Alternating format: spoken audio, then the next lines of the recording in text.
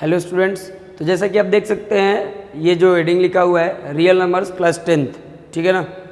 हालांकि ज्योमेट्री मैं अभी छोड़ नहीं रहा हूँ, उसको ज़रूर बनाऊँगा, है ना। बहुत सारे स्टूडेंट्स का इंक्वायरी आया कि सर रियल नंबर्स और पॉलिनोमियल पे जल्दी से जल्दी बना दीजिए, ठीक है। तो आज मैं पहले real number one shot video में आपका ये ख़त्म हो जाए, क्योंकि बहुत छोटा सा चीज़ है भाई, ठीक है। क्लास 10th में रियल नंबर में आपको क्या पढ़ना है, देखिए। अगर सबसे पहले बात करते हैं तो Euclid's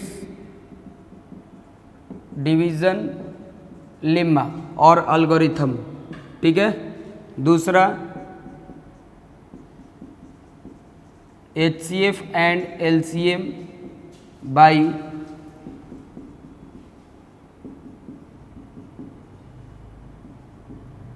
prime factorisation,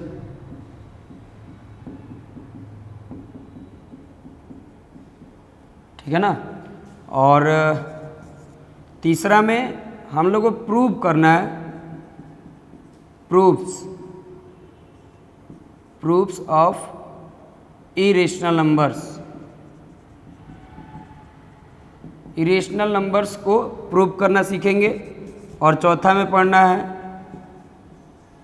decimal expansions, ठीक है ना, डेसिमल एक्सपेंशंस। तो ये सिलेबस है। अब आप सोच रहे होंगे कि सर इस बार तो हटा दिया गया है सिलेबस में से। हाँ, तो आपका जो NCERT अकॉर्डिंग 1.1 जो एक्सरसाइज है वो पूरी तरह से डिलीट कर दिया गया है, ठीक है। ये क्यों डिलीट किया गया भाई? CBSE ने डिलीट किया क्योंकि अभी तो सब कुछ बंद है, ठीक है। तो 1.1 में आपको पढ़ना होता था कि यूक्लिड डिवीजन लेम्मा का एप्लीकेशन, जैसे कोई भी नंबर इस रूप का होता है, जैसे कोई भी ऑड नंबर 2 की +1 का रूप का होता है, ये सभी प्रूव करने होते थे और यूक्लिड डिवीजन लेम्मा का यूज़ करके HCF भी निकालना होता था, ठीक है। तो मैं इस वीडियो में वो सब डिस्कस नहीं करूँगा, ठीक है। मैं सीधा वो बस काम की बात करूँगा जो आपको एग्जाम में आने वाले हैं, ठीक है ना। जो भी इसमें बात करेंगे अब ये बच्चों वाली बात हो जाएगी, ठीक है ना। आप कहेंगे क्या सर ये 10th में कैसे दे दिया? कुछ नया अगर सीखना है तो कुछ ये टॉपिक 3 में है, प्रूफ्स ऑफ इरेशनल नंबर्स, ठीक है ना। फिर ये भी बहुत आसान चीज़ है, मतलब मोटा मोटी हमको लगता है कि 25 से 30 मिनट, या देखते हैं कितना देर में अब ये ख़त्म होता है, ठीक है। लेकिन वन शॉट में आपका ये पूरा रियल नंबर ख़त्म हो जाएगा, ओके ना। तो बात सबसे पहले करते हैं HCF और LCM की, है ना। किसके थ्रू? तो प्राइम फैक्टराइजेशन के थ्रू, ठीक है। सबसे पहले अगर क्वेश्चन आ जाए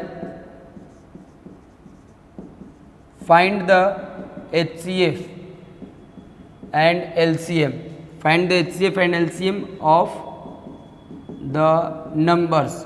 अब नंबर में क्या क्या ले, मान लो 15, 20, है ना, और ये 45 हो जाए, ठीक है। एक एक बताऊंगा, ठीक है।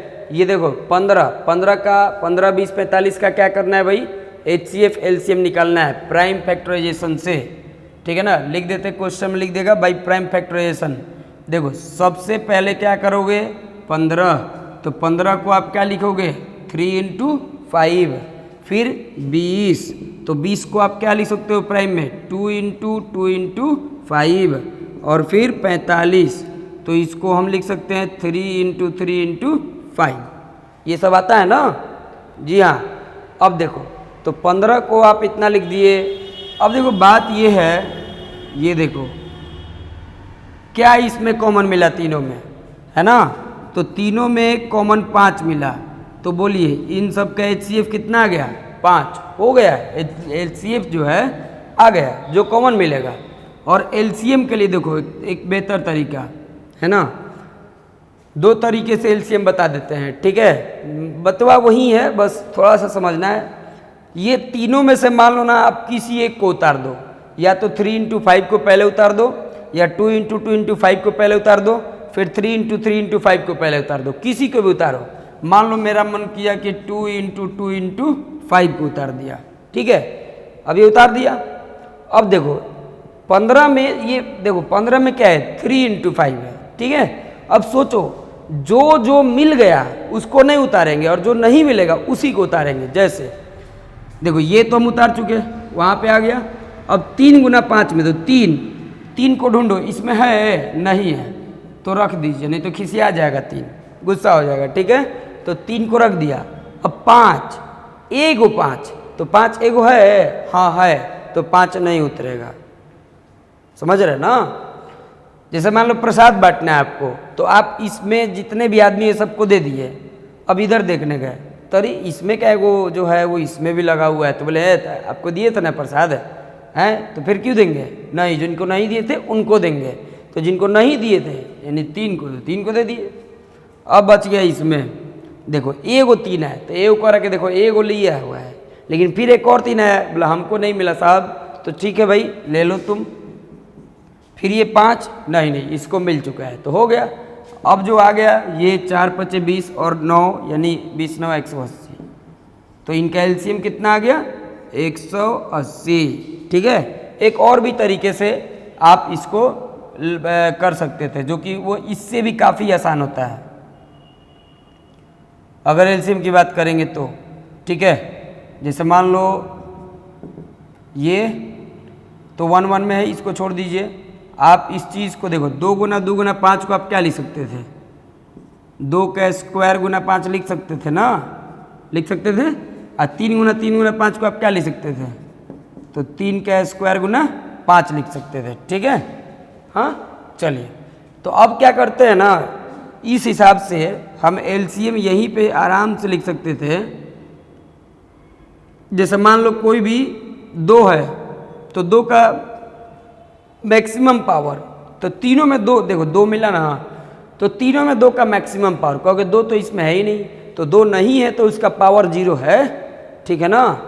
तो 2 का मैक्सिमम पावर क्या है, 2 है, 2 का मैक्सिमम पावर 2 है, ठीक है। तो मैक्सिमम पावर वाले को उतार दिया। 3 का पावर यहाँ पे 1 है, यहाँ 3 है ही, मतलब है ही नहीं, मतलब 0 है, और यहाँ 3 का स्क्वायर है, तो 3 का मैक्सिमम पावर उतर गया। 5 का सब जगह में मैक्सिमम पावर कितना आ रहा है, 1 ही आ रहा है, तो 1 उतरा। तो इसको भी आप सॉल्व करोगे तो क्या आएगा, 180 ही आएगा, समझ गए ना। जी हाँ, तो ये स्टूडेंट होता है प्राइम फैक्टराइजेशन मेथड से एचसीएफ और एलसीएम निकालना, ठीक है ना।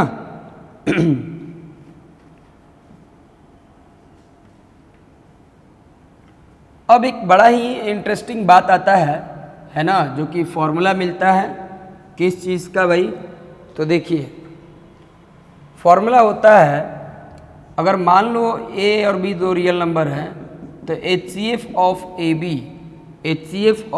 B into LCM of A B बराबर ए इंटू बी, ठीक है। इसी बात को आप लिख सकते हैं एचसीएफ इंटू एलसीएम बराबर first number into second number, ठीक है। ये बहुत सिंपल सा चीज़ है, क्वेश्चन कह दिया कि वेरीफाई करो। जैसे मान लो कि आप ना 20 और 35 दो नंबर है, ठीक है। अब कहा गया ना कि इसका एचसीएफ और एलसीएम निकालो, तो आप निकालो, किसी मेथड से निकालना, and verify the relation, that is, ये कहेगा verify that HCF into LCM बराबर first number into second number, या इसको प्रोडक्ट ऑफ 2 नंबर्स भी कह सकता है। याद रखें एक बात कि ये जो फॉर्मूला है ये सिर्फ और सिर्फ 2 नंबर्स के लिए ही लागू होता है, ठीक है ना। सिर्फ और सिर्फ 2 नंबर्स के लिए ही लागू होता है ये फॉर्मूला, ठीक है ना। 3 नंबर्स के लिए ये फॉर्मूला, ऐसा मत कर देना कि एचसीएफ इंटू एलसीएम इंटू बराबर first number second number into third number, नहीं, ऐसा कोई ज़रूरी नहीं है, ठीक है ना। सिर्फ ये 2 नंबर के लिए होता है, ठीक है। तो अब मान लो इसी का कहेगा कि 2 नंबर 20 और 35 है, तो उनका एचसीएफ और एलसीएम निकालिए और ये रिलेशन वेरीफाई करिए, ठीक है। तो चलो आसानी से देखते हैं, ये 20 है ना, 20 को आप क्या लिख सकते हैं, 2 गुना 2 गुना 5 लिख सकते हैं, और फिर 35 को आप लिख सकते हैं 7 गुना 5, ठीक है। तो इजीली आप इसको लिख सकते हैं कि एचसीएफ बराबर कितना होगा, 5, ठीक है। एलसीएम के लिए कोई भी एक नंबर लिख लो, ठीक है। ये 2 गुना 2 गुना 5, फिर ये देखो 7 गुना 5 है तो एक नंबर उतार लिया, 7 पहले से नहीं था, 5 है तो अब नहीं उतारेंगे, तो 4 5 20 सत्ते 140, तो आ गया। HCF 5 है और ये 140 है, ठीक है। तो HCF है 5 और ये 140। फर्स्ट नंबर कितना 20, दूसरा नंबर 35। देखो क्या ये ट्रू है, तो 14 5 70 तो 700, 35 दूना 70, वाह ट्रू, मतलब हो गया। बस ऐसे ही करना है, समझ गए ना। अब आपको एक बहुत ही स्पेशल चीज़ बताते हैं, जब फ्रैक्शंस में दिया रहेगा नंबर्स तो उनका यानी HCF और LCM फ्रैक्शंस का कैसे निकालते हैं, HCF और LCM फ्रैक्शंस का कैसे निकालते हैं, ठीक है ना। चलिए देखो, मान लो कहेगा ऐसे, find the HCF and LCM of the numbers 2/5, 8/3, 9/4, ठीक है ना। ये इसका HCF और LCM निकालो, ठीक है। देखो एक बात हमेशा याद रखना, अगर आप HCF निकाल रहे हो इनका 2/5, 8/3 और फिर 9/4, ठीक है, जो कुछ भी निकाल रहे, यहाँ क्या है, यहाँ क्या है HCF। अगर HCF निकाल रहे हो तो ऊपर वाले का निकलेगा, जो भी यहाँ निकाल रहे हो वो वही चीज ऊपर वाले का निकालना है, और जस्ट उसका उल्टा नीचे वाले का, यानी ऐसे बराबर HCF of 289 upon LCM of 534, समझे जी हाँ। तो ये ऐसे करना होगा, ओके। अब देखो बस सिंपल हो गया, तो 2 8 9 का HCF तो 1 होगा, 5 3 4। देखो जब 3 नंबर 4 नंबर में LCM निकालना हो तो एक टेक्निक बताता हूँ, इनमें बड़ा नंबर कौन है 5 है, तो 5 का टेबल पढ़ो, तब तक पढ़ो जब तक वो दोनों से कट ना जाए, बाकी दोनों से 4 और 3 से। तो 5 में 2 से करेंगे तो 10, तो 10 किससे नहीं कटेगा, 15 भी नहीं, 20 भी नहीं, 25 भी नहीं, 30 भी नहीं, 35 भी नहीं, 40 भी नहीं, 50 भी नहीं। अरे भाई क्या होगा, तो चलो ऐसा नहीं। अरे एक और बात है यार, ये तो तीनों के दिनों मतलब कि ऐसे हैं कि कतई कटेंगे नहीं बाकी किसी से भी, तो डायरेक्ट इंटू कर सकते हो। 15 चौका 60 होगा, ठीक है, तो हो गया। यानी इन तीनों का HCF क्या आएगा 1/60, ठीक है। LCM अगर चाहिए LCM, तो LCM के लिए बस अब बता सकते हो आप, ये देखो 4/9 बराबर जो भी ऊपर में रहता है ना, मतलब LCM निकाल रहे हैं ना, तो ऊपर वाले का अब LCM निकलेगा, ठीक है ना, ऊपर वाले का अब LCM निकलेगा, याद रखोगे। देखो तो यहाँ पे अब आप लिख सकते हो LCM ऑफ 2 8 4 और फिर HCF ऑफ 5 3 9, तो 2 8 4 का कितना LCM, देखो 8 बड़ा है, तो 8 बड़ा है तो देखो 2 भी 8 से कट जाता है 4, मतलब 8 को 2 कटा सकता है और 8 को 4 भी, तो इसका LCM कितना होगा 8 हो जाएगा, ठीक है। 5 3 9 का HCF 1 होगा, यानी कि इस पूरे फ्रैक्शन का LCM क्या होगा, बोलो LCM 8, ठीक है ना। चलिए तो आ गया, जो भी हो ऐसी फ्रैक्शन वाला काम करेंगे, ठीक है। अब हम लोग HCF और LCM पर कुछ वर्ड प्रॉब्लम्स देख लेते हैं, है ना। बहुत लोगों का मान्यता होता है कि भाई, हालांकि मैं थोड़ा इसमें मुझे यहाँ तक पता है कि वर्ड प्रॉब्लम तो नहीं पूछेगा आपसे HCF LCM का, ठीक है ना, बट फिर भी एक बार कुछ कॉमन जो क्वेश्चंस होते हैं वो देख लीजिए, ठीक है ना। मान लो आपसे कहा जाए कि 3 बेल है ना, बेल 1, बेल 2 और बेल 3, ठीक है। ये बेल जो है 2 मिनट के इंटरवल पे बजता है। अलार्म ही मान लीजिए ना, बेल के जगह पे अलार्म 1, अलार्म 2, अलार्म 3, इसको 2 मिनट के इंटरवल पे, इसको 4 मिनट पे और एक का 6 मिनट का इंटरवल दिया गया। 3 तरह के अलार्म लगा दीजिए आप मोबाइल में, ठीक है ना। 3 तरह के अलार्म लगा दीजिए, 3 मोबाइल में लगा दीजिए, ठीक है। तीन मोबाइल में 3 तरह का अलार्म लगा लीजिए, ठीक है। और ऐसा लगाइए कि एक अलार्म जो है हर 2 मिनट पे रिपीट करना चालू करेगा। जैसे घड़ी देखे होंगे आप कि एक घड़ी जो है हर एक घंटा पे टन टन टन टन बोलना चालू कर देती है, पेंडुलम वाली, ठीक है। तो यहाँ पे मेन देखना ये है कि अगर ऐसा आपसे सवाल पूछा जाए कि 3 तरह के अलार्म में एक अलार्म जो है हर 2 मिनट पे बजेगा, एक अलार्म हर 4 मिनट पे बजेगा और तीसरा अलार्म हर 6 मिनट पे बजेगा, ठीक है। अब मान लीजिए किसी एक पर्टिकुलर टाइम पे अभी का अभी तीनों का तीनों अलार्म चालू कर दिए, तो चालू करने के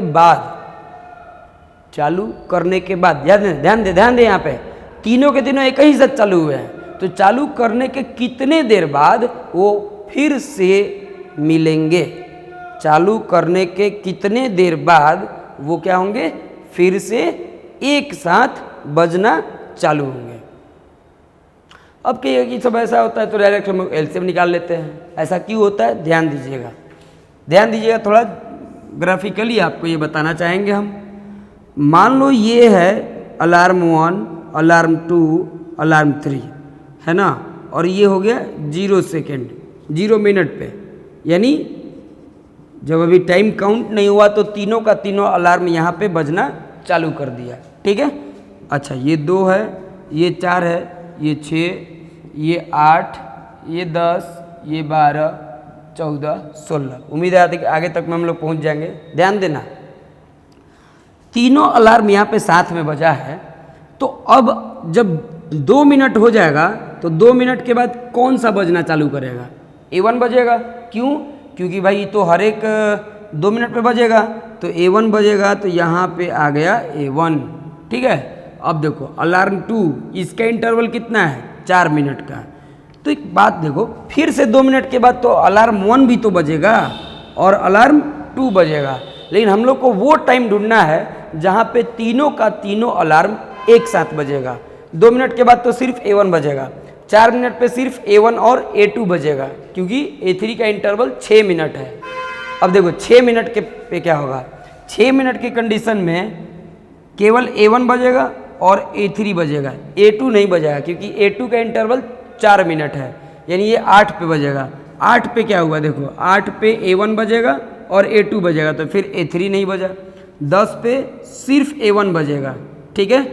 हाँ, अब मिलन की घड़ी आ गई है, ये क्या होता है सर, तो देखो क्योंकि 12 के बाद यहाँ A1 भी बजेगा और जो 4 के बाद ये 8 पे A2 बजा था, जैसे ये A2 हो गया, नहीं ये लो A2 का हो गया ग्राफ, ठीक है। और ये तो भाई है ना, ये हो गया A1 का, और ये देखो ये ऐसे और ये ऐसे।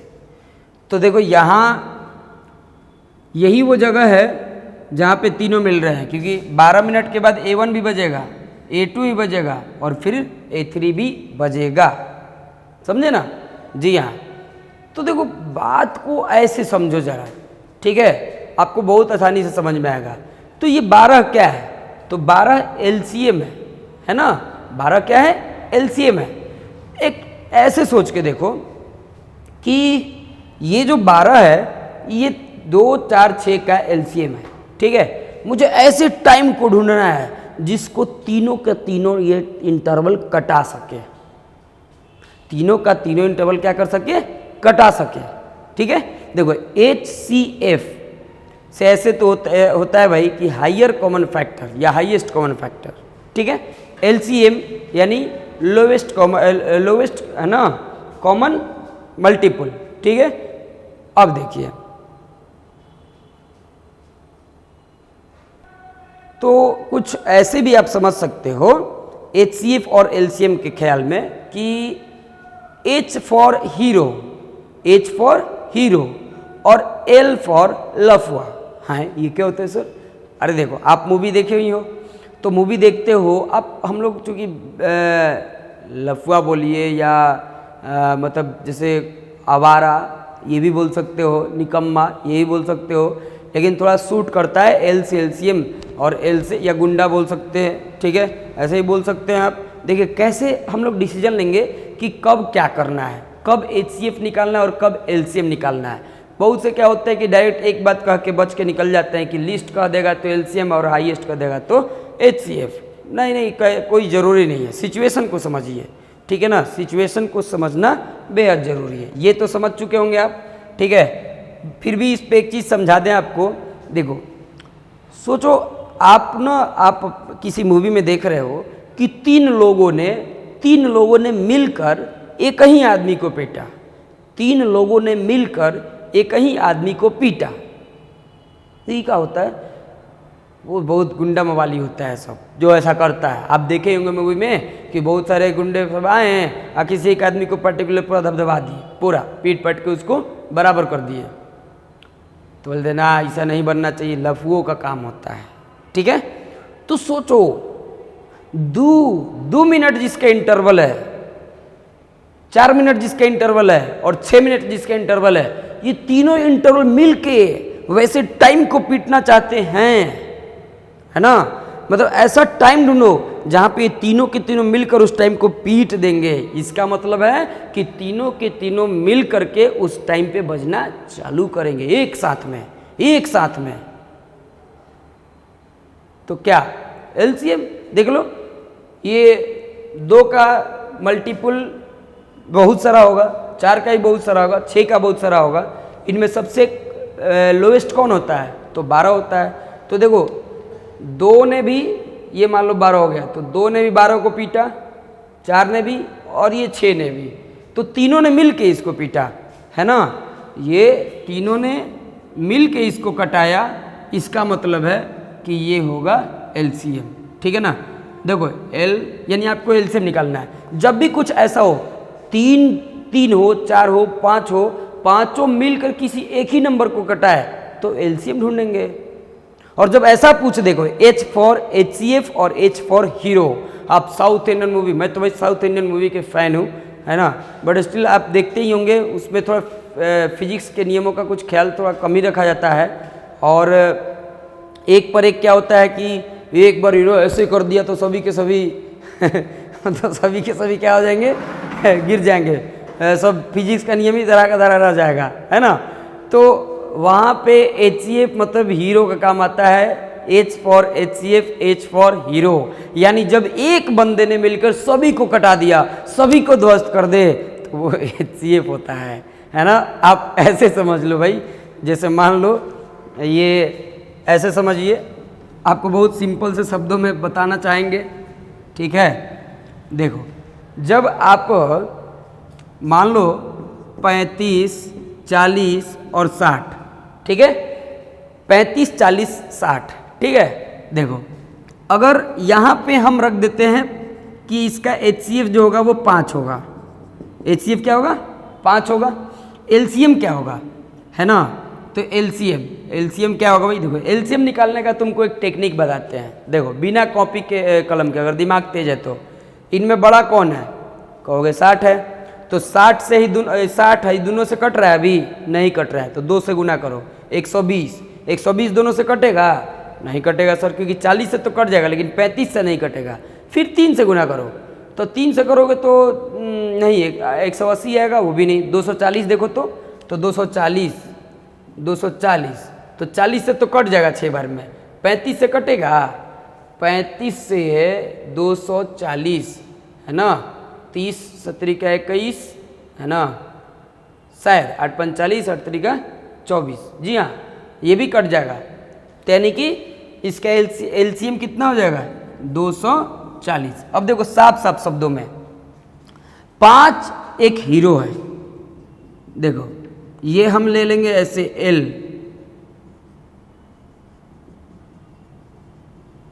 ठीक है, और ये हो गया H, हीरो, है ना। कभी भी कंफ्यूजन में नहीं होगे, क्या HCF कब निकालेंगे, LCM कब निकालेंगे। H मतलब हीरो, ठीक है ना, हीरो का काम करेगा। हीरो क्या करता है भाई, अकेले ही देखो 5 के पास इतनी ताकत है, इतनी क्षमता है कि वो अकेले ही ये 35 को भी कटा देगा, 40 को भी कटा देगा और 60 को भी कटा देगा। आप अपने शब्दों में बस इतना समझ लो कि 5 35 को भी काटेगा, यानी 35 को भी ये पीट सकता है अकेले ही। साउथ इंडियन का जो मूवी होता है तो उसमें क्या होता है कि अकेले ही एक हीरो बहुतों को, मैं अब देखे होंगे ना भाई कि सामने से 50 लोग आ रहे हैं और इधर मात्र एक अकेला हीरो है, और एक अकेला हीरो क्या करता है, एक बार ऐसे करता है ध्वस्त हो जाएगा सब, है ना। तो उसी प्रकार से देखो 5 एक अकेला हीरो है तो एक बार 7 बार में अगर चला जाएगा तो 35 को कटा देगा, 8 बार में चाहेगा तो 40 को कटा देगा, फिर 12 बार में चाहे तो 60 को कटा देगा। और अब सुनो, लेकिन ये तीनों ने मिलकर प्लान बनाया है ना, ये बोला कब रुक रुक, हम लोग ऐसा क्या कर सकते हैं, हम लोग ऐसा क्या कर सकते हैं, ठीक है ना। देखो 35 तो 35 जो है ना, ये तीनों, ये 240 जो है ना बेचारा पिटा सकता है, ये कट सकता है इन तीनों से, यानी ये तीनों से ये कट सकता है, यानी लफुओं के द्वारा ये पीटा गया, तो इसलिए ये एलसीएम हुआ। और हीरो के तौर पे ये थी कर दे तो ये एचसीएफ हुआ। अब सोच रहे होंगे क्या बकवास की जा रहे हैं, कुछ बकवास नहीं किए जा रहे हैं। आपको हम अभी एक क्वेश्चन देकर दिखाएंगे तो आपको समझ में आएगा कि इन सभी रूल का कितना फायदा होगा, ठीक है ना। चलो भाई, जैसे मान लो अब आपसे पूछा जाए ऐसे कि आपका घर है, ठीक है, और आपके घर का जो दीवार है, जैसे मैं ये जहाँ पे बना रहा हूँ वीडियो, तो ये क्लासरूम है, क्लासरूम का जो दीवार है ना, ये मान लो कि 14 मीटर मान लो, क्लासरूम का दीवार 16 मान लो, 16 मीटर है, ठीक है ना। क्लासरूम का दीवार 16 मीटर है, ठीक है ना, या ऐसे भी एक कह सकते हैं, ठीक है ना, या ऐसे भी 16 मीटर है। अब आपको एक ऑप्शन दिया गया कि दो, मान लो एक आपके पास छड़ है, ये 4 मीटर का छड़ है, 4 मीटर का, एक छड़ है 6 मीटर का और एक छड़ है 8 मीटर का।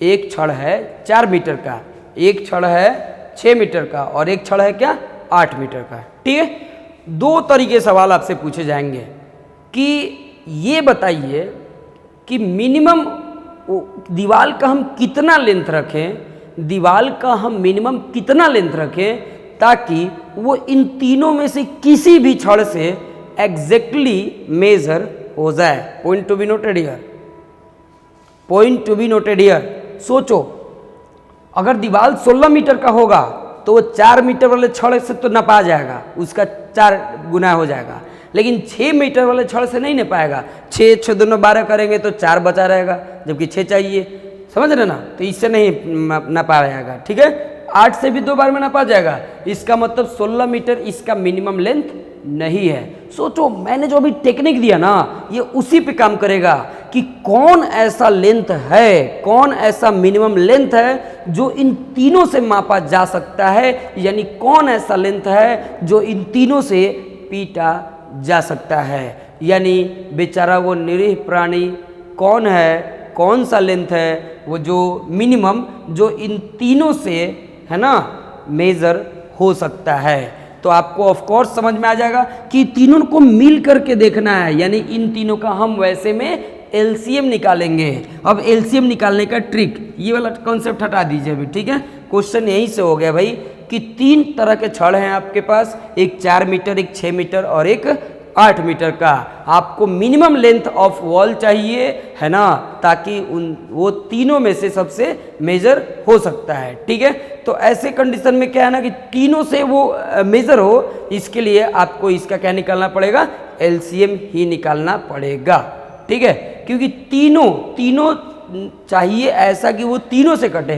तो तीनों देखो, इसका एलसीएम कैसे करेंगे, तो इन तीनों में बड़ा कौन है, 8 है, तो 8 जब बड़ा है तो इसका टेबल पढ़ो भाई, 8 4 से तो कट जाएगा, 6 से नहीं कटेगा, तो इसका 2 बार टेबल ना, 2 बार करो तो 8 दूना 16, नहीं वो भी नहीं होगा, 3 बार करो 24, 4 से भी कटेगा 24, 6 से भी कटेगा, यानी एलसीएम कितना हुआ 24। यानी इसका मिनिमम लेंथ दीवाल का मिनिमम वो लेंथ है 24 मीटर, वही मिनिमम लेंथ है जो इन तीनों में से किसी भी छड़ से एग्जैक्टली मेजर हो सकता है। अगर हम 4 मीटर वाले से मापेंगे तो 6 बार में मेजर होगा, और फिर इससे मापेंगे तो 4 बार में, और इससे मापेंगे तो 3 बार में मेजर होगा। समझ गए? तो ये होता है एलसीएम का कॉन्सेप्ट।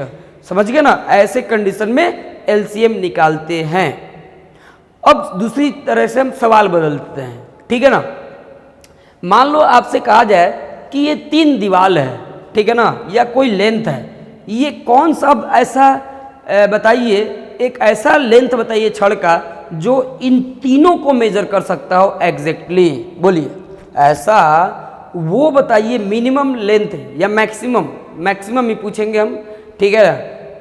वो उस छड़ का मैक्सिमम लेंथ क्या होगा जो इन तीनों को एग्जैक्टली मेजर कर सकता है। तो सवाल बदल दिया मैंने, छड़ नहीं था ये अब तक में, अब ये दीवार हो गया, ठीक है ना। एक 4 मीटर का हो गया, एक 6 मीटर का, और एक 8 मीटर का, ठीक है। अब इन तीनों को मेजर करें, तो तीनों को मेजर करें, इसके लिए यानी एक वो शख्स चाहिए, एक वो आदमी चाहिए जो इन तीनों को ध्वस्त कर सकता हो अकेले। समझ रहे ना? यानी कि वो हीरो चाहिए जो अकेले सबको देख सकता है, ठीक है ना। हीरो चाहिए, इन्हें आपको एचसीएफ निकालना पड़ेगा। तो यही मेन लॉजिक है यहाँ पे स्टूडेंट, ठीक है ना। तो यानी कि हम इन तीनों का एचसीएफ निकाल लेंगे, और एचसीएफ आपको ही पता है इसका 2 मीटर आएगा, यानी 2 मीटर ही वो हीरो है, वो हीरो लेंथ है जो 4 को भी एग्जैक्ट मेजर कर सकता है, जो 6 को भी कर सकता है, और 8 को भी कर ही सकता है। समझ रहे हैं? तो ऐसे हम लोग एचसीएफ एलसीएम का वर्ड प्रॉब्लम देखते हैं, करते हैं इसमें। समझ रहे हैं ना? जी हाँ। अब एक ऐसे ही सवाल पूछता है, जैसे मान लीजिए कि कहा जाए कि एक स्क्वायर है, ठीक है, ऐसे ये एक स्क्वायर है,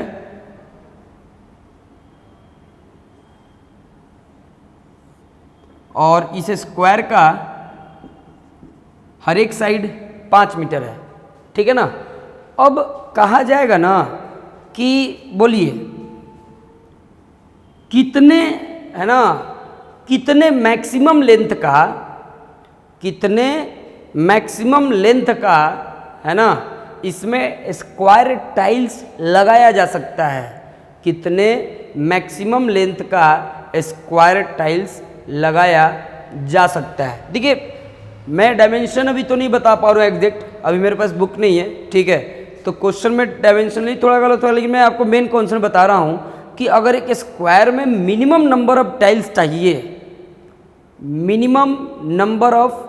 चाहिए, तो आपको मैक्सिमम लेंथ का क्या निकालना पड़ेगा, क्या लगाना पड़ेगा, छड़ टाइल्स लगाना पड़ेगा। सोचो अगर हम इतना बड़ा बड़ा टाइल्स इसमें लगाते चले हैं तो इसमें मिनिमम ना आएगा टाइल्स, और जितना छोटा छोटा लगाएंगे उतना बड़ा बड़ा। अब जैसे मान लो जितना छोटा छोटा रसगुल्ला बनाएंगे तो उसका नंबर तो उतना बड़ा तो चला जाएगा, है कि नहीं। तो वही बात है, जितना अगर मिनिमम मतलब कि मिनिमम नंबर ऑफ टाइल्स चाहिए तो आपको मैक्सिमम लेंथ लगाना पड़ेगा, और मैक्सिमम के लिए एचसीएफ निकाल लीजिएगा। ऐसा क्वेश्चन ले तो आप बना लीजिएगा, ठीक है। तो ये था स्टूडेंट्स एचसीएफ और एलसीएम पर चर्चा था, ठीक है। इसका मतलब ये नहीं कि एचसीएफ एलसीएम, अभी एचसीएफ एलसीएम आप जानते कहाँ है, इस पर क्वेश्चन जब मिलेगा बहुत धाकड़ मिलता है, ठीक है ना। लेकिन वो आप सीबीएसई के स्टूडेंट से 10th वाले इतना बियॉन्ड आपसे पूछेगा नहीं, है ना। तो मैंने सिर्फ और सिर्फ सीमित मात्रा में आपको बताया है, इससे ज़्यादा मात्रा में चाहिए तो कमेंट करें, ठीक है। कंपटीशन के लाइन में धीरे धीरे हम सोच रहे हैं वीडियो बनाएंगे, क्योंकि हमारे अपने स्टूडेंट्स ने रुला के रख दिया यार, मतलब अंदर से रुला के रख दिया है। तो क्या करेंगे, कोई वजूद नहीं रहेगा तो नहीं ना काम चलेगा। तो उसके लिए सोच रहे धीरे धीरे कि अब कंपटीशन लाइन वाला ही ठीक है, उस पर कुछ वीडियोस तो हम बना चुके हैं। तो चलिए अब इसके बाद देर न करते हुए बात करते हैं स्टूडेंट्स कुछ अलग टॉपिक, काफ़ी इम्पोर्टेंट टॉपिक पे, है ना, जिसका नाम है इरेशनल नंबर्स प्रूव करना। कहेंगे हैं ऐसे के कहा टॉपिक लिखता है, नहीं भाई, मेरा मतलब संभावनाओं को समझिए, ठीक है ना।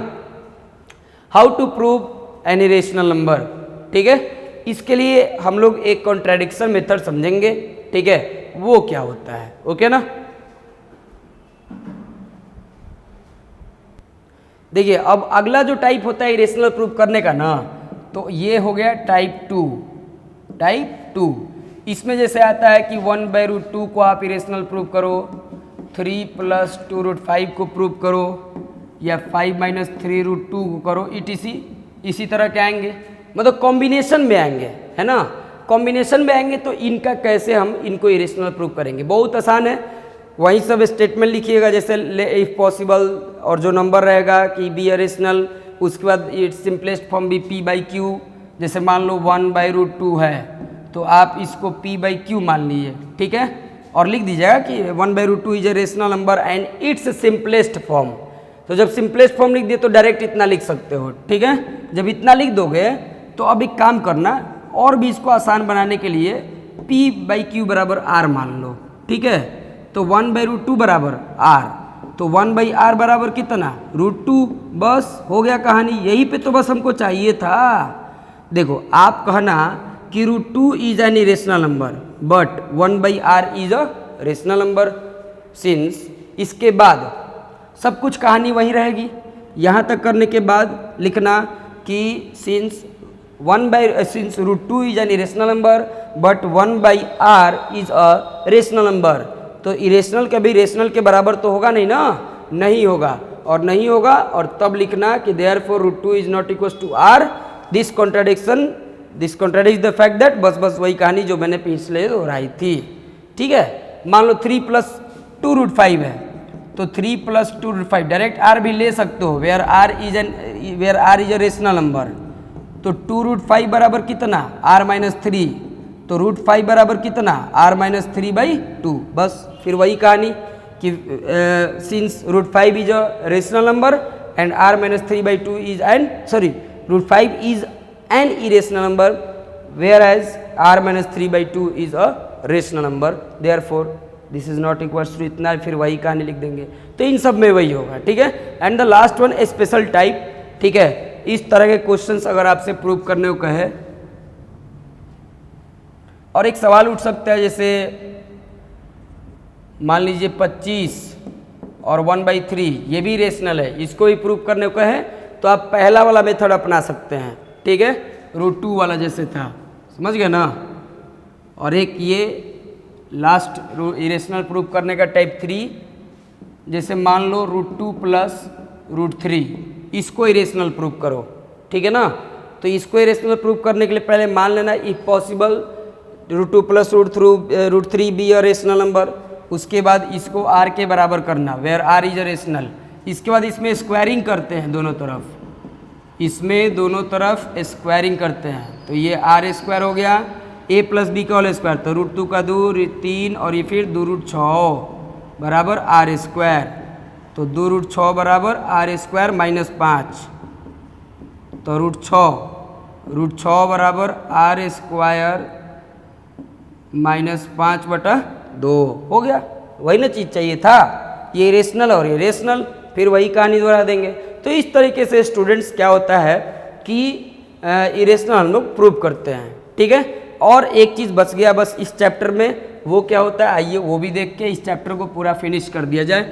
और स्टूडेंट एक बात बता दूं कि अगला एक दिन के अंदर, यानी कि कल ही हो सकता है, मैं पोलिनोमियल का लेक्चर भी बना दूं, और बना करके पोलिनोमियल भी ख़त्म कर दूंगा, ठीक है ना।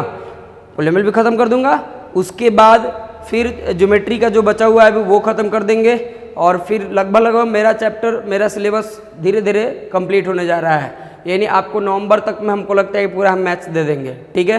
बीच में अभी साइंस के लिए बायो हम डलवा रहे हैं, पूरा बायो का वीडियो अपलोड होते चला जाएगा। केमिस्ट्री पीछे मानते हैं, और हम ये भी जानते हैं कि आप ज़रूर मेरे पे भरोसा करेंगे, हम वो भी कराएंगे, ठीक है। लेकिन उम्मीद है कि सितंबर में अगर खुलता है ये स्कूल या कॉलेज कह रहे कोचिंग खुलता है, तो फिर कोचिंग क्लास में वो करा देंगे, तब तक लिए बाकी चीज़ करते जा रहे हैं, ठीक है। चलिए, तो अब देखना है डेसिमल एक्सपेंशन। डेसिमल एक्सपेंशन, ठीक है ना। देखो ये दो तरह का होता है भाई, कुल मिला के तीन तरह का, ठीक है ना। टर्मिनेटिंग, टर्मिनेटिंग, और ये होता है एक नॉन टर्मिनेटिंग, ठीक है ना। टर्मिनेटिंग दो तरह का होता है, टर्मिनेटिंग जो होता है ये दो तरह का होता है, ठीक है ना। एक होता है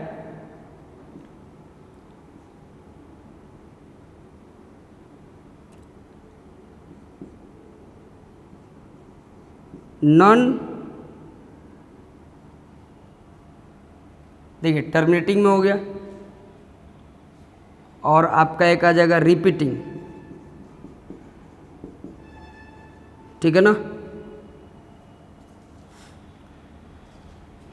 सॉरी थोड़ा गलती हो गया यहाँ पे, टर्मिनेटिंग अलग रख दीजिए, ये दो भाग में बढ़ जाता है, ठीक है ना।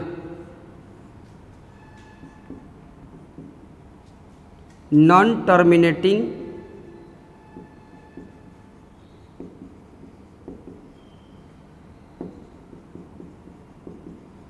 नॉन टर्मिनेटिंग रिपीटिंग, मतलब डेसिमल एक्सपेंशन टर्मिनेटिंग हो नहीं हो लेकिन रिपीटिंग होता है, और एक होता है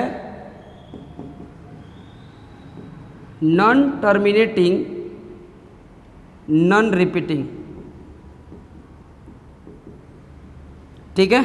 देखो अगर टर्मिनेटिंग हुआ तो रेशनल नंबर है, ये हुआ तब भी रेशनल है, लेकिन नॉन टर्मिनेटिंग नॉन रिपीटिंग हुआ तो ये रेशनल है। ये सब आप 9th क्लास में पढ़े होंगे, ठीक है ना। देखो टर्मिनेटिंग का एग्जांपल है, बेहतर तरीके से अगर दिया जाए तो जैसे मान लो 3.24 है ना, मतलब जिसमें पॉइंट के बाद कितने डिजिट हैं ये पता हो, पॉइंट के बाद कितने डिजिट हैं ये पता हो। पॉइंट के बाद 2 डिजिट है, मान लो यहाँ पे 4 6 भी लिख दिया, पॉइंट के बाद 4 डिजिट है तो ये टर्मिनेटिंग है, ठीक है ना, ये टर्मिनेटिंग है, ओके। और नॉन टर्मिनेटिंग मतलब जिसमें पॉइंट के बाद डिजिट्स कितने होंगे ये फिक्स ही नहीं हो। जैसे मान लो 1/3 की बात करते हैं, 3 से 1 को डिवाइड करोगे, फिर ये पॉइंट देंगे 0, फिर ये 9 हो जाएगा 3 बार में, फिर 1 बचेगा, फिर 0, फिर 3, फिर 9, फिर 1, फिर 0, फिर 3, तो 3 कितनी बार तक होगा ये कोई नहीं जानता है ना। इसलिए ऐसे कंडीशन को हम लोग ऐसे इस पे बार चढ़ा देते हैं या रेकरिंग दे देते हैं, तो 0.3 एंड रेकरिंग ऑन 3, ठीक है, ये इसको ऐसे पढ़ते हैं। तो ये टर्मिनेटिंग होता है, ठीक है, सॉरी रिपीटिंग वाला नहीं। और नॉन टर्मिनेटिंग रिपीटिंग का मतलब जिसमें फिक्स ही नहीं हो कि डेसिमल के बाद कितने रहेंगे, ठीक है ना, तो ये नॉन टर्मिनेटिंग रिपीटिंग होता है। जैसे 1/3 हुआ और इसका कोई कुछ नहीं कहा जा सकता है, 0.23, 233, 233 या कुछ भी दिया रहे तो वो ये मतलब जिसमें डेसिमल के बाद डिजिट्स फिक्स भी नहीं हो कि कितने हैं और कोई रिपीट भी नहीं कर रहा है, रिपीट भी नहीं कर रहा है। या रिपीट से मतलब एक बात समझ लीजिए, है ना, ऐसा नहीं कि देखो 2.345 फिर 3 4 है ना, और फिर 6 3 4 फिर 7 3 4, तो आप कहेंगे कि 3 4 3 4 3 4 3 4 रिपीट करा, नहीं, ये रिपीटिंग नहीं होता है। रिपीटिंग का मतलब जैसे 2.34 5 फिर 3 4 5 3 4 5, एक ही चीज़ बार बार रिपीट करता है, तो इसी को हम 2.345 और रेकरिंग देते हैं तीनों, ये रिपीटिंग का होता है, मतलब समझ गए। और जब ऐसा सिचुएशन हो और यहाँ डॉट डॉट लगा हो तो ये नॉन टर्मिनेटिंग नॉन रिपीटिंग होता है। उम्मीद करते हैं आपको अब ये डेसिमल एक्सपेंशन का कॉन्सेप्ट क्लियर हो गया होगा, ठीक है। अब रही बात कि आप देख कर कैसे डिसाइड करेंगे कि मतलब एक फ्रैक्शन को देखकर आप कैसे बता पाएंगे कि इसका डेसिमल एक्सपेंशन टर्मिनेटिंग है या नॉन टर्मिनेटिंग है, ठीक है। तो आप देखिए एक बात याद रखिएगा, ये देखो टर्मिनेटिंग डेसिमल एक्सपेंशन, ठीक है ना। देखो यहाँ पे नोट करो, if P/Q is a fraction, ठीक है ना, ये अब फ्रैक्शन ले लो, and Q is in the form 2 का power m into 5 to the power n। ये जो फ्रैक्शन इसका जो डिनोमिनेटर है अगर इस रूप में हो कि 2 का power m into 5 to the power n, इस रूप में अगर होता है तो डेसिमल एक्सपेंशन टर्मिनेटिंग होगा, यानी उसमें डेसिमल के बाद कितने डिजिट्स होंगे ये फिक्स होगा, समझ गए ना, ये फिक्स होगा, ठीक है। अब इसको कैसे समझते हैं, देखो मान लो 7/35 का है, 35 नहीं भाई, मान लो 7/40 का है। अब इसको देख के बताओ कि ये टर्मिनेटिंग है नॉन टर्मिनेटिंग है, आप सिर्फ इस पे जाना। तो 40 बराबर क्या होता है 5 गुना 8, है ना, तो और भी तोड़ो 5 गुना 2 गुना 2। तो देखो जो भी फ्रैक्शन रहता है उसके डिनोमिनेटर का हम प्राइम फैक्टराइजेशन करेंगे। प्राइम फैक्टराइजेशन में 2 और 5 के अलावा 2 और 5 के अलावा और कोई भी प्राइम नंबर आना नहीं चाहिए। अगर आ गया तो फिर ये टर्मिनेटिंग नहीं होगा। सिर्फ 2 रहे तो सर हाँ होगा, सिर्फ 5 रहे तो होगा, 2 और 5 के अलावा नहीं होना चाहिए। जैसे मान लो यहाँ पे कहा जाए 5 बटा या मान लो 2/15, तो आप कहेंगे कि 15 में 5 तो है, ये है 2 नहीं है, तो देखो 3 है ना, 2 और 5 के अलावा है ना कोई प्राइम नंबर, तो ये टर्मिनेटिंग नहीं होगा। अब ये रिपीटिंग में चला जाएगा, समझ गए ना, जी हाँ, ये टर्मिनेटिंग नहीं होगा। और ऐसा रहे तो सर मान लीजिए 3/8, जिसमें हम तो 8 को हम ऐसे लिख सकते हैं 2 गुना, यानी कि 3/2 का क्यूब, हाँ ये टर्मिनेटिंग होगा। तो कहेंगे तब तो 5 है ही नहीं, तो नहीं है तो क्या हुआ 5 का क्यूब ऊपर और 5 का क्यूब नीचे दे देंगे तो 10 का नीचे क्यूब ना हो जाएगा, समझे। तो आइए इस पे एक क्वेश्चन देख लेते हैं कि कैसे हम लोग बिना लॉन्ग डिवीजन के, लॉन्ग एक्चुअल डिवीजन किए हुए भी हम लोग डेसिमल में कन्वर्ट कर सकते हैं किसी फ्रैक्शन को, ठीक है।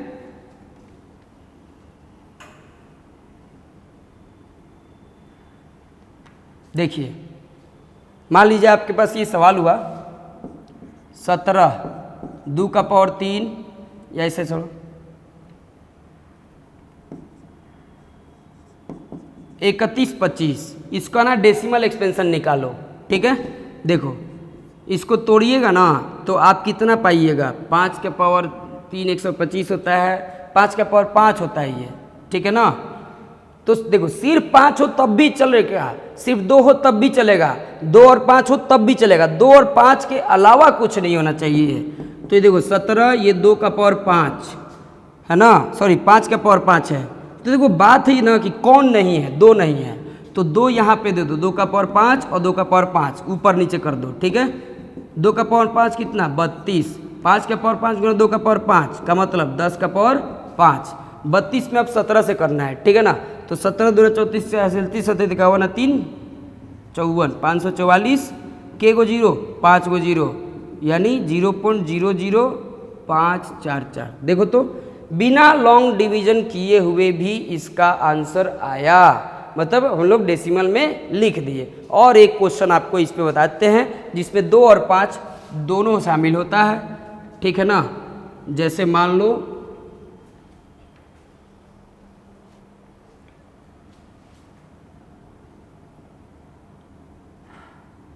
मान लीजिए 11/40, ठीक है ना।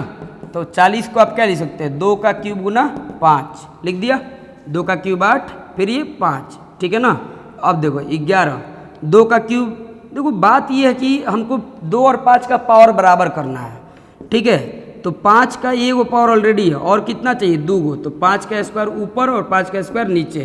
तो देखो 11 गुना 5 का स्क्वायर 25, देखो ये 5 था पहले से, ये 3 और ये 3, तो 10 का पावर 3 हो गया। तो 25 में 11 से कर देंगे तो 275 है ना, और ये 3, तो 0.275 तो आ गया।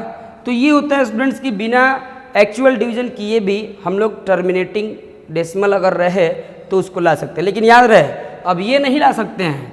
जैसे मान लो कि 4/21, नहीं, इसमें एक्चुअल डिवीजन करना ही पड़ेगा। क्यों? क्योंकि ये टर्मिनेटिंग नहीं है। इसका जो डिनोमिनेटर है ना, इसमें प्राइम फैक्टरेशन करेंगे तो 2 और 5 के अलावा, जैसे ना तो 2 आएगा ना 5 आएगा, मान लो इनके अलावा कुछ आना ही नहीं चाहिए। अगर आ गया तो इसका इस पे नहीं जा सकता है। ऐसे का होगा वही उसी का जिसके प्राइम फैक्टराइजेशन में डिनोमिनेटर के प्राइम फैक्टराइजेशन सिर्फ 2 हो या 5 हो या दोनों हो। समझ गए? जी हाँ। तो यही था स्टूडेंट्स आपके क्लास 10th का ये रियल नंबर चैप्टर का कॉन्सेप्ट। हर चीज़ मैंने आपको बता दिया। मुझे उम्मीद है आप किसी बुक से बनाएंगे आप ज़रूर सक्सेस करेंगे, बहुत अच्छा से बनाएंगे। ठीक है, और वेट करिए, आपको अगले एक लेक्चर में बी पॉलिनोमियल वाला पूरा ख़त्म कर देंगे। ओके ना? ठीक है, आप अच्छे से पढ़ते रहिए, बनाते रहिए। तब तक के लिए धन्यवाद। तो देखिए, इरेशनल में प्रूव करने के लिए आपको एक चीज़ मेथड समझना पड़ेगा, कॉन्ट्रैडिक्शन मेथड। ठीक है ना? ये क्या होता है सर? तो कॉन्ट्रैडिक्शन मेथड क्या होता है? देखो, इस मेथड में हम लोग क्या करते हैं, किसी प्रत्यक्ष चीज़ को, प्रत्यक्ष का होता है इसे हैं, प्रत्यक्ष चीज़ का मतलब होता है जैसे कुछ बिल्कुल स्पष्ट हो, एकदम बिल्कुल स्पष्ट हो। अब जैसे ये क्या है, ये क्या है सर? ये मार्कर पेन है, इससे आप व्हाइट बोर्ड पे लिखते हैं। ठीक है ना? अच्छा, ये मेरे पास अभी थोड़ा नहीं है, बस आप ऐसे समझिए। मैं एक कलम दिखाकर आपसे बोलूं कि प्रूव करो कि ये कलम है, प्रूव करो कि कलम है। क्या सॉरी सवाल है कुछ है? नहीं, बात यहाँ पे लॉजिक है। यहाँ पे प्रूव करो कि ये कलम है, तो आप ऐसा कुछ लीजिए। कॉन्ट्रैडिक्शन मेथड को अगर समझना चाहते हैं तो ऐसा कुछ बताइए, लिखने वाला जो स्टूडेंट यूज़ करता है, खास करके नॉर्मली स्टूडेंट यूज़ करता है। ऐसा नहीं कि प्रोजेक्ट बनाने में, लिखने के लिए 2 ही चीज़ें इस्तेमाल होती है ज़्यादातर, कलम या पेंसिल। तो आपने बोला कि ना मैं मानता हूँ कलम है, लेकिन आपने कहा कि अगर संभव है तो मान लेते कि कलम नहीं है, मतलब ये एक पेंसिल है। आपने मान लिया कि ये कलम नहीं है, मतलब एक पेंसिल है।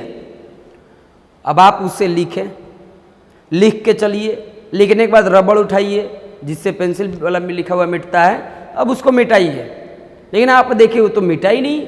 तो आप बोलेंगे अरे ऐसे कैसे हो सकता है? अगर ये पेंसिल रियल में होता तो जिस रबड़ से पेंसिल का लिखा हुआ मिट जाता है तो ये भी मिटना चाहिए था ना। इसका मतलब कि मेरी मान्यता गलत है। तो अगर मेरी मान्यता गलत है, इसका मतलब मैं गलत सोचा हूं, तो अपना गलत सोचा हुआ सुधार लो। मैंने सोचा था कि पेंसिल है, ना वो रियल में कलम ही है। तो इसलिए ये प्रूव होता है कि वो कलम है। तो कलम को ऐसे साबित कर सकते हैं कि वो एक कलम है। समझ गए? दुनिया की कोई भी चीज़ को भी आप साबित कर सकते हैं कि वो वही है। लेकिन कोई भी चीज़ का मतलब क्या? जो बिल्कुल प्रत्यक्ष होता है। प्रत्यक्ष का मतलब डायरेक्ट इंग्लिश में बोलते हैं इसको, लेकिन इसका रियल मीनिंग आप समझिए कि संस्कृत आप इतना जानते होंगे, प्रत्यक्षम किम प्रमाणम। हालांकि मुझे संस्कृत नहीं आती, एक वैसे मतलब आती है मतलब ये उतने मतलब हम तो मैथ्स जानते हैं ना। तो भाई प्रत्यक्ष को प्रमाण की क्या जरूरत है? जब ऐसे सवाल आ जाए ना तो समझना कि उस चीज़ का प्रूफ कॉन्ट्रैडिक्शन मेथड से ही होगा। और कॉन्ट्रैडिक्शन मेथड में चीज़ों को अपोजिट मान के प्रूव करते हैं। चीज़ों को पहले गलत मानेंगे, उल्टा मानेंगे, और फिर अपने एजम्पशन को गलत साबित करेंगे। और गलत साबित करने के बाद ये साबित करेंगे कि जो आपने कहा था गुरुदेव वही तो प्रूव कर दिए। यानी जैसे कलम को कलम प्रूव करना था, the same way we have to prove √2 is an irrational number, √5 is an irrational number, √7 is an irrational number. The basic thing it is. Okay? After that we will prove that 2 plus 3 √5 as like 1 by √2, 5 minus √3. This all we have to prove irrational numbers. But the process is very simple. After √2, √7, √5. Okay? Just little bit complicated process. But I'll give you a very simple solution how to prove √2 is an irrational number. Okay? And after that बहुत ही आसान तरीके से 1/√2 या 3 - √5 इन सब को हम लोग rational proof करेंगे। ठीक है, तो आप देखिए बहुत ही ये लिख के लीजिए कि एग्जाम में एक आता है इससे। ठीक है ना, तो सबसे पहले देखो अगर हम √2 को प्रूव कर देंगे, देखो 3 ही तरह के सवाल होते हैं जो इरेशनल से पूछेंगे। ठीक है, पहला सवाल हो गया कि prove that √2 is an irrational number. ठीक है, अब √2 को अगर हम प्रूव कर दिए तो आप उसी तरीके से √3, √5, √7, √11 डॉट डॉट डॉट इन सब चीज़ों को आप प्रूव कर सकते हैं। ठीक है ना, चलिए तो देखो सबसे पहले इसमें प्रूफ में क्या करते हैं, है ना, इसका देखिए सॉल्यूशन पहले मानते हैं if possible let √2 B a rational number, है ना। अगर पॉसिबल है तो मान लिया कि √2 जो है एक रेशनल नंबर है। ठीक है ना, तो √2 को हम रेशनल नंबर मान लिए। तो जब √2 को हम रेशनल नंबर मान लेते हैं तो इसका मतलब क्या हुआ, तो इस ये किसी ना किसी रेशनल के बराबर होगा। तो √2 इज इक्वल टू क्या हो जाएगा, p/q। समझ रहे हैं ना, p/q। यहाँ पे एक चीज़ ले लो, याद तो लिखो कि ऐसे लिख दो √2 B a rational number and it's simplest form is p/q and is it's simplest form is p/q, और यहाँ पे लिख दीजिएगा कि q 0 नहीं है। ठीक है, तो इसके लिए हम लिख सकते हैं therefore √2 is equal to p/q। देखो सिंपलेस्ट फॉर्म का मतलब क्या हुआ, सिंपलेस्ट फॉर्म आप पढ़े होंगे बचपन में। अगर आपको 8/12 दे दिया जाए तो और कहा जाए, पूछा जाए कि क्या ये सिंपलेस्ट फॉर्म में है, नहीं सर, अंदर से लालच आ गई कि ये तो कट जाएगा, अभी मज़ा आ जाता था, है ना, कटता था। तो 8/12 है तो ये 2/3 हो गया। तो जब ये 2/3 हो गया तो 2/3 ये सिंपलेस्ट फॉर्म में है। कौन से फॉर्म में है भाई, सिंपलेस्ट फॉर्म में। मतलब 2/3 होने के बाद ये सिंपलेस्ट फॉर्म में हो गया, मतलब अब नहीं कट सकता है, तब ये सिंपलेस्ट कहलाएगा। और कटने का भी चांस है तो ये सिंपलेस्ट फॉर्म में नहीं कहलाएगा। समझ रहे ना, अरे यार बच्चा वाला चीज़ है, कितना इस पे भूखे हैं। समझ रहे हैं ना, सिंपलेस्ट मतलब साफ साफ कि जो रेशनल नंबर सिंपलेस्ट फॉर्म में है ना, अब न्यूमरेटर और डिनोमिनेटर में 1 के अलावा और कुछ कॉमन नहीं हो सकता है। दैट इज न्यूमरेटर और डिनोमिनेटर का HCF 1 होगा, यानी न्यूमरेटर और डिनोमिनेटर को प्राइम नंबर्स भी होंगे। तो सीधा सीधा सिर्फ इतना लिख के हम यहाँ ब्रैकेट में ये भी लिख सकते थे कि where P and Q are coprime numbers. ठीक है, तो बात वहाँ भी बनती, तो वो लिखो या ये लिखो, बात बराबर है। ठीक है, लेकिन लिखना जरूर इतना, नहीं लिखोगे तो सारा चीज़ गलत हो जाएगा। ठीक है ना, यही चीज़ है जहाँ पे थोड़ा लिखना पड़ता है। ठीक है, अब देखो जरा स्क्वायरिंग कर देते हैं भाई। तो इसमें अगर हम स्क्वायर कर देंगे तो ये कितना हो गया, p²/q², तो 2/p²/q²। ठीक है, अब देखो इधर क्या करते हैं हम लोग, है ना, सोचो ज़रा, p² बराबर क्या हुआ, 2q², p² बराबर 2q²। ठीक है, एक बहुत ही इंपॉर्टेंट थ्योरम आपको यहाँ पे याद रखना पड़ेगा, है ना। ये बहुत ही नोट करने वाली बात है कि if p is a prime, मान लो p प्राइम है, ठीक है, p is a prime, p prime मान लीजिए, और इफ p डिवाइड्स a², इसका मतलब है कि p डिवाइड्स a। सिंपल बात है भाई, उल्टा भी इसका सही कर सकते हो। अगर कोई एक नंबर उसके किसी के स्क्वायर को डिवाइड करता है तो वो नंबर को तो बिल्कुल करेगा ना डिवाइड। ठीक है ना, कोई नंबर उसके स्क्वायर को डिवाइड करेगा, इसका मतलब ये a को भी डिवाइड करेगा ही करेगा। ठीक है, ये कॉन्सेप्ट यहाँ पे आप थोड़ा नोट कर लेंगे।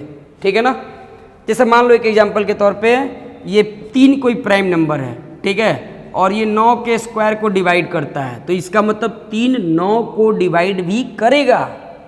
समझ रहे हैं ना, जी हाँ, 9 के स्क्वायर को डिवाइड करेगा, इसका मतलब 3 9 को भी डिवाइड करेगा। यही कॉन्सेप्ट यहाँ पे चाहिए। अब जरा ध्यान देना कि सोचो 3 जो है 18 को कटाता है, तो आप क्या लिख सकते हैं यहाँ पे 6 गुना 3 लिखते हैं। 3 बराबर 6 गुना 3, या यूँ कहिए, हाँ ठीक है, 18 मतलब चलो 24 लो, तो 3 जो है इसको कटा रहा है, ठीक है, तो आप लिख सकते हो 3 गुना 8। 3 जो है 27 को कटाता है, तो 3 गुना 9। 3 जो है वो 30 को कटाता है, तो 3 गुना 10। समझ रहे हैं आप, समझ रहे हैं ना। तो उसी प्रकार से देखो ये 2 इंटू क्यू स्क्वायर है, 2 इंटू क्या है क्यू स्क्वायर। तो यहाँ पे पी स्क्वायर जो है ना, पी स्क्वायर बराबर इतना, अरे रे गलती लिख दिया हम, यहाँ 27 लिखना चाहिए, ये 24 हो गया और ये 27 और ये 30। इस चीज़ के बाद आप क्या फैसला लेते हो, इससे कह सकते हो कि 3 जो है ना वो 27 को डिवाइड करता है, कितनी बार में, 8 बार में। 3 जो है ना, अरे दोनों 27 से लिख दिए, 3 जो है वो 24 को कटाता है 8 बार में। कितनी बार है इससे मतलब नहीं रखना है। 3 जो है वो 27 को डिवाइड कराता है, 3 जो है वो 30 को कराता है। द सेम वे 2 जो है वो पी स्क्वायर को डिवाइड करेगा कि नहीं करेगा, करेगा ना। 2 जो है वो पी स्क्वायर को डिवाइड करेगा। इस हिसाब से भाई क्यू स्क्वायर को क्वोशंट हो गया, तो इस हिसाब से हम यहाँ पे लिख सकते हैं, है ना, कि देयरफॉर 2 डिवाइड्स पी स्क्वायर। इसका मतलब 2 डिवाइड्स पी। चलो ये साबित कर लिया कि 2 जो है ना वो पी को डिवाइड करता है। और चूंकि हम जानते हैं कि सिंपलेस्ट फॉर्म में था ये √2, मतलब √2 जो है सिंपलेस्ट फॉर्म में p/q के रूप में था, तो सिंपलेस्ट फॉर्म का मतलब जो नंबर p को डिवाइड करेगा ना वो q को नहीं कर सकता, एक के अलावा, एक करेगा दोनों को, इसके अलावा नहीं। तो यहाँ पे जब हमने ये साबित किया और देखा कि यार ये तो 2 जो है ना वो p को काट रहा है, मतलब डिवाइड करा रहा है। अब अगर हम प्रूव कर दें कि 2 जो है वो q को भी करता है, इसका मतलब लोचा आ गया, इसका मतलब √2 सिंपलेस्ट फॉर्म में नहीं है। या यूँ कहें कि हमारा जो मान्यता था वो गलत हो। थोड़ा आगे देखिए होता क्या है, इतना समझ गए ना। अब देखो, अब अगर यहाँ से अगर आप आगे बढ़ोगे, यहाँ से आगे बढ़ोगे तो मान लो चूँकि 2 जो है पी स्क्वायर को डिवाइड कराता है, ठीक है ना, तो यहाँ पे आप कुछ ले लीजिए, लेट p बराबर 2c, p बराबर 2c। इसका मतलब क्या है भाई, देखो 2 डिवाइड्स p, जैसे ये 27 हो गया और 3 गुना 9 हुआ, तो 3 डिवाइड्स 27। 27 बराबर 3 गुना 9, तो इसका मतलब क्या है 3 डिवाइड्स 27, कितनी बार में, 9 बार में। तो p बराबर 2c का मतलब क्या, 2 डिवाइड्स p, कितनी बार में, c बराबर c में, तो कोई c कांस्टेंट कुछ भी हो, समझ रहे हैं ना। यहाँ मैंने साबित किया कि 2 डिवाइड्स p, तो इसीलिए हम लिख सकते हैं ना, देयरफॉर यही मान लो कि लेट p बराबर 2c। अब यहाँ पे आ जाओ, ये इक्वेशन 1 में फ्रॉम 1, तो p के जगह पे 2c रखोगे तो 4c स्क्वायर बराबर 2q स्क्वायर, ये एक और आ गया लो।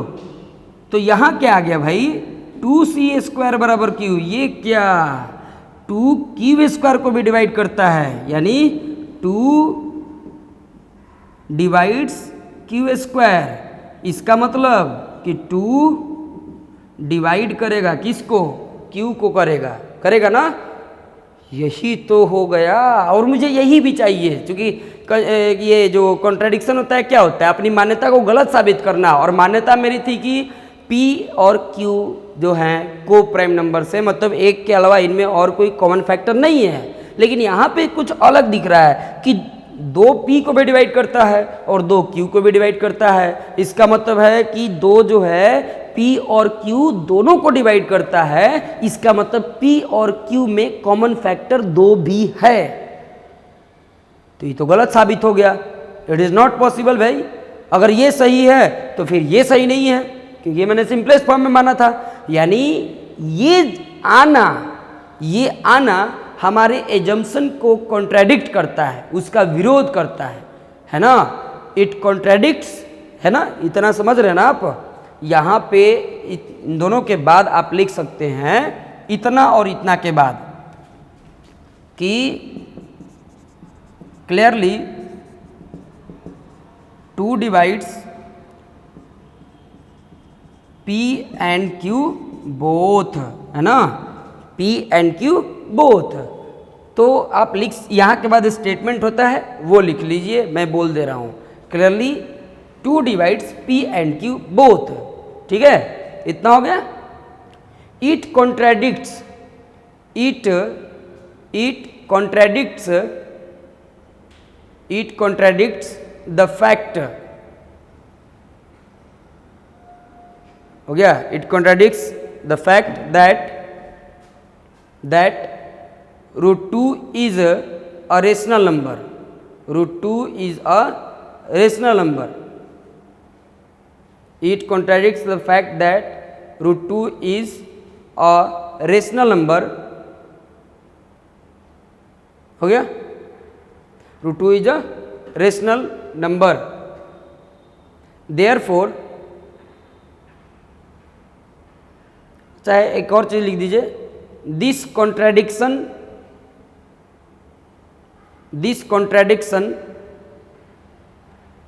arises due to our wrong assumption. This contradiction arises due to our wrong assumption. Therefore √2 is an irrational number, √2 is an irrational number। समझ गए? तो ये तो हुआ स्टूडेंट्स किताबी तरीका, है ना, ये और ये स्टेप इसका ध्यान रखना है। एक और तरीके से मैं आपको प्रूव करा सकता हूँ √2 को इरेशनल, जहाँ का स्टेप यहाँ तक तो सेम रहेगा, यहाँ तक तो बिल्कुल वही रहेगा, ठीक है ना। आप चाहो तो वो मेथड भी अपना सकते हो, सब कुछ शुरू से वही करना, ठीक है। और यहाँ पे आके क्या करना, देखो यहाँ से हम दोनों तरफ q से मल्टीप्लाई करा देंगे, तो p² अपॉन q², और ये q ये कट गया, ठीक है। तो इसका मतलब कितना हुआ, 2q बराबर p²/q, ठीक है। देखो q तो चूंकि इंटीजर था ना, तो इंटीजर इंटू 2 इंटीजर ही होता है, लेकिन इसके अनुसार जब ये सिंपलेस्ट फॉर्म में है तो p² फ्रैक्शन होगा, तो यानी कि clearly 2q is an integer but p² upon q is a fraction. एक इंटीजर है तो एक फ्रैक्शन है ना। इसका मतलब कि ये कभी भी √2 जो है वो p² अपॉन q के बराबर नहीं होना चाहिए, ठीक है। और इसके बाद वही कहानी दोहरा दो कि this contradicts the fact that √2 is a rational number, √2 is a rational number and this contradiction arises to our wrong assumption। जो बल लिखवाया था वो सब लिख दीजिए, बस इसका यही चेंजिंग है, समझ गए। अब इसका दूसरा टाइप देखते हैं, ओके।